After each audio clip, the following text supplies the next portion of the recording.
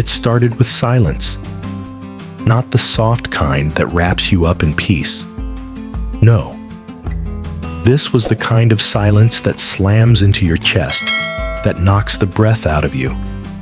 The kind that follows a funeral and settles into the corners of a house where laughter used to live. I was sitting on the edge of my bed, phone in hand, staring at a number I didn't want to call. I had just buried my mother 2 weeks earlier. A sudden heart attack. No warning. No goodbye. Just gone.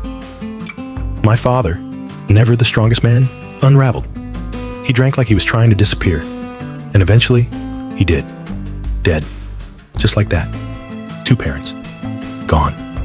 Within months. And then there was my brother, 6 years old, alone.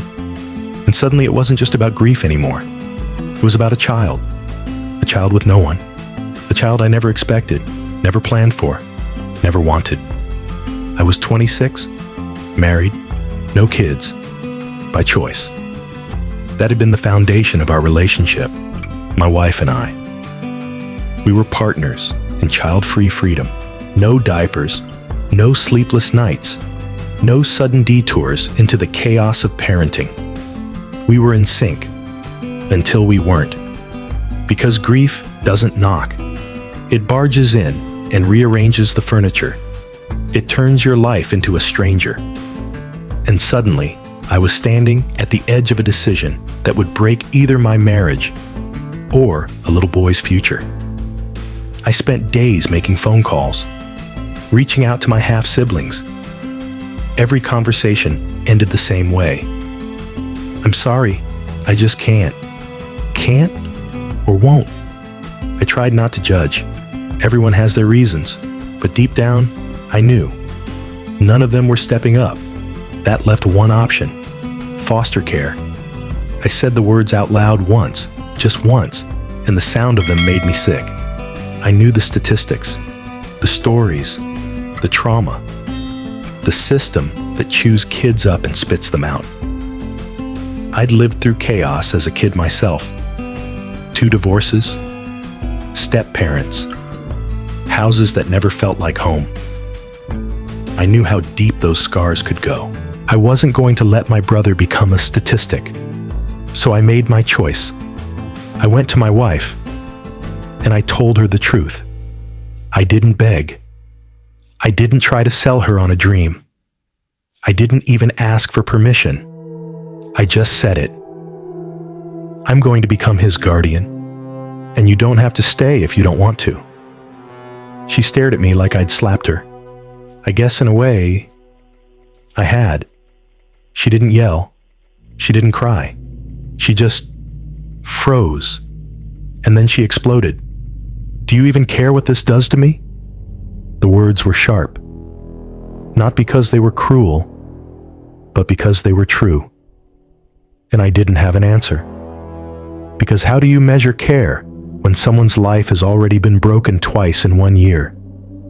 She told me I was choosing my brother over her, that I had made a unilateral decision, that I had tossed our marriage aside like it didn't matter. And maybe she was right. But what was the alternative? To hand my brother over to strangers? To lie awake every night wondering if he was safe? If he was loved? I couldn't do it. I told her that. Again. That I understood if this broke us. That I wasn't trying to hurt her, but I couldn't walk away from him. She said she needed time. I gave her space. Days passed. She slept in the guest room. I packed a bag for my brother. When I picked him up from the temporary foster placement, he didn't say much. Just held my hand like it was the only thing in the world he could count on. And I guess maybe it was. We drove home in silence. That night, my wife stayed at a friend's place. She hasn't been back since. I'm not angry at her. She didn't sign up for this. Neither did I. But life doesn't give you a sign-up sheet. It gives you people. And sometimes, it gives you a child with no one left. I brush his hair back when he sleeps. He talks in his dreams. Sometimes calls for our mom. Once, he called me Dad. He didn't mean to, but I didn't correct him. I'm not his dad. I'm his brother. And I'm all he has. So, am I the asshole for saving him? For doing what no one else would? Or for not discussing it? For choosing a 6-year-old orphan over a grown woman I once vowed to spend forever with? Was I selfish? Or just human? You tell me. Because sometimes, doing the right thing doesn't feel right at all. It just feels necessary. Wow. This story hits like a freight train. It's not about right or wrong in the clean, simple sense. It's about grief, duty, love, and the cost of doing what you believe is right.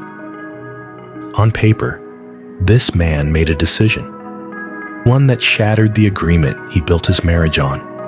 But in practice, he was faced with something no agreement could cover. A little boy, alone in the world, no backup plan, no safe exit. And here's the thing, marriage is sacred, but sometimes life throws you a responsibility that's even bigger. The real heartbreak here isn't that a marriage might end. It's that two people who once stood side by side suddenly found themselves on opposite shores, divided by a child neither of them expected. Some will say he was cold, that he issued an ultimatum. But others will see the quiet heroism in his clarity. In a world that so often abandons the vulnerable, he stood up. He showed up. And sometimes, showing up is the bravest thing you can do. So now, we turn to you. Was he the asshole? Or was this one of those rare, brutal moments where being a good man means being a lonely one? Tell us what you think. Because this story isn't just his, it's ours too.